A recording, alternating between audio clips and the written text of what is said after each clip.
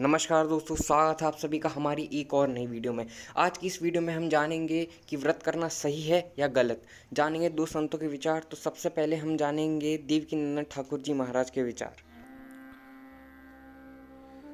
जो शिवरात्रि के दिन रात निराहार एवं जितेंद्रिय रहकर अपनी शक्ति के अनुसार निष्कपट भाव से मेरी यथोचित पूजा करेगा, उसको मिलने वाले फल का वर्णन सुनो। 1 वर्ष तक निरंतर मेरी पूजा करने पर जो फल मिलता है वह सारा फल के जो पूरी वर्ष।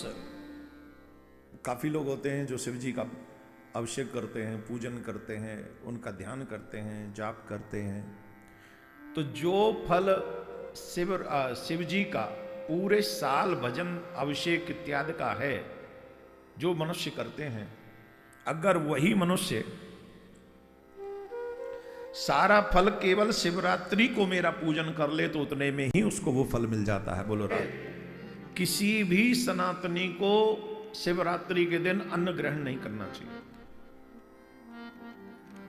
उस दिन व्रत करना चाहिए। जी की पूजा अर्चना वंदना अभिषेक करने का फल है, वो शिवरात्रि के 1 दिन का व्रत करने से उसको वो फल प्राप्त हो जाता है, तत्काल प्राप्त होता है।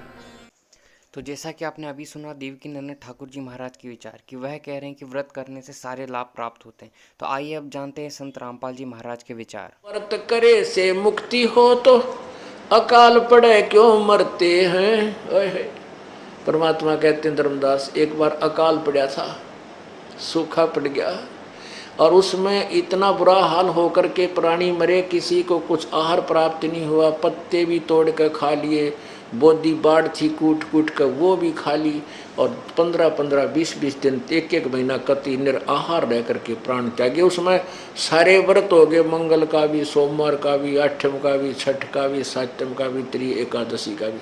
तो वह मर क्यों गए? वो तो पार होने चाहिए। जब इतने सारे व्रत हो गए उनके तो इकट्ठे। व्रत करे से मुक्ति हो तो अकाल पड़े क्यों मरते हैं। शिवलिंग पूजा या सालिग सेवा अनजाने में करते हैं। शिवलिंग पूजा और या सालिग सेवा अनजाने में करते हैं। चेतन होकर भूल रहे हुए पत्थर से नफराम भक्त में अर्ज करूं। कहते हैं बोले आदमी यदि व्रत करे तो मुक्ति हो, ये तो आप समझिए। और शिवलिंग पूजा, ये पत्थर की पूजा, सालिग की पूजा कति अनजानपने में बिना ज्ञान के करते हैं। क्या ये पत्थर तुम्हें लाभ देगा?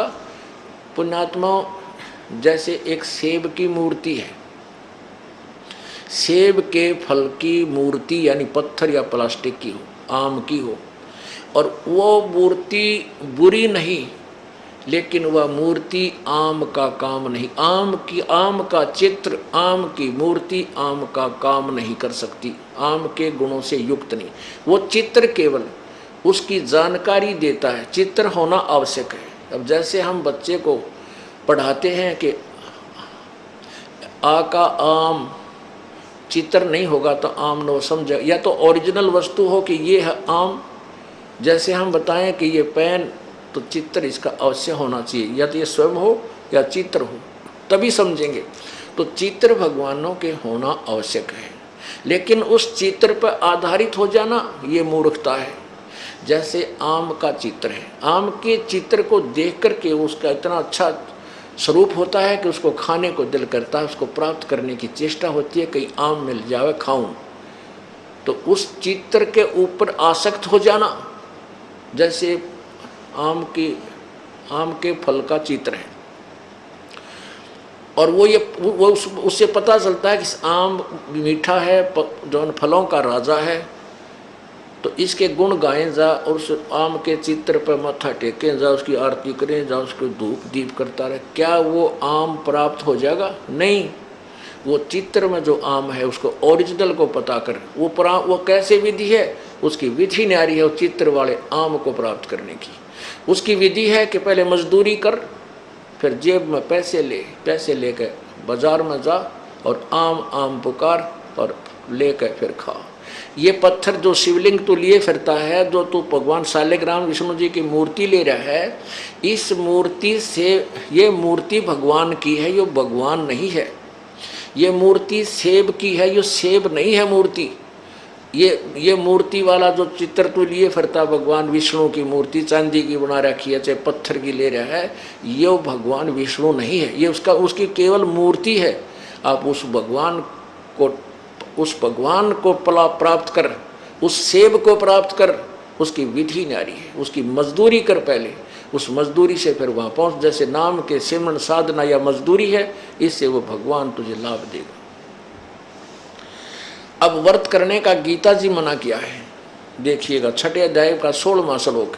ये गीता ज्ञान कहता है, दाता कहता है अर्जुन यह योग, ये देखिए श्रीमद् भगवत गीता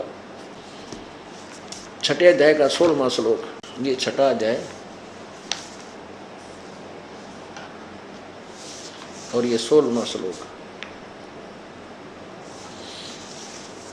अर्जुन यह योग, योग माने साधना भक्ति, न तो बहुत खाने वाले का और न बिल्कुल न खाने वाले का, यानी व्रत रखने वाले का। न तो बहुत खाने वाले का दड़ी पक्का खा ले और फिर तोड़े जांगड़ाई आए जमाई, वो कैसे भक्ति करेगा? अल्पाहार करे, यानी खाने योग्य खावे, घना नहीं खावे। और बिल्कुल ना खाने वाले का, जो बिल्कुल नहीं खाता, वो व्रत रखता है। और न बहुत सहन करने वाले का, यानी सोने वाले का, और न सदा जागने वाले का ही सिद्ध होता है। यानी न तो घना खावे, ज़्यादा खाने से भी आलस बनता है, और ना बिल्कुल ना खाता, उसके वैसे पसीने आए रहे। आप एक दिन रोटी छोड़ कर देखो क्या हाल होगा आपका। रोटियाँ याद रहेंगी, भगवान याद ना रहता। हमने खूब देख रखा, मंगलवार का व्रत रखा करता है, दास हनुमान पुजारी था, 25 वर्ष रखा है, और फिर बचपन से शुरू कर दिया था, 4वीं 5वीं 4थी कक्षा से। बालक थे, बचपन में भूख वैसे ही नहीं मुश्किल से सहन होती है, तो 12 बजे पाछे बताई थी, 12 बजे के बाद खाना खा सकते हो। तो 12 बजने मुश्किल हो जाते, वो नो देखे जाते 12 कब से बजे होंगे, सूर्य इधर आ ले, जब गाड़ी भी ना थी सी। तो वो रोटी याद रहा करती, हनुमान ना याद रहा करता। हनुमान जी ने सांझ नहीं याद आया करता, जब वो उसका 40 का टाइम होया करता, या प्रसाद बांटा करते 100 रुपये की बूंदी, और उस समय कल्याण समझते थे। है तेरा गजे भाई, जिन हर जैसा सुमरिया ताको तैसा लाभ, ओसा प्यास न भाग ही जब लग दसे नि आप। इसी तरह की और आध्यात्मिक ज्ञान चर्चा की वीडियोस के लिए हमारे चैनल को करें सब्सक्राइब। धन्यवाद।